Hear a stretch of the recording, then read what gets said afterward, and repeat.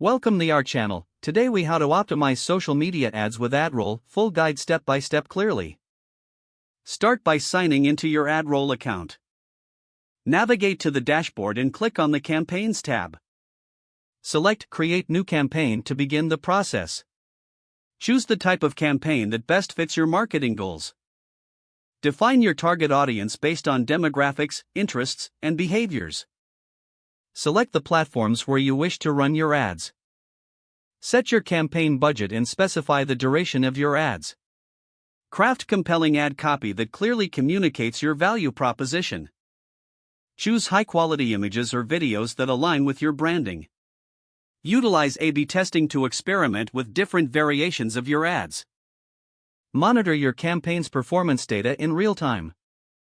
Analyze key metrics such as click-through rates and conversions. Adjust your targeting parameters based on performance insights. Optimize your ad creative for better engagement as needed.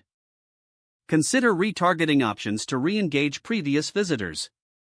Regularly refresh your ad content to avoid ad fatigue.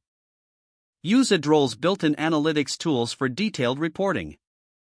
Make data-driven decisions to enhance future campaigns.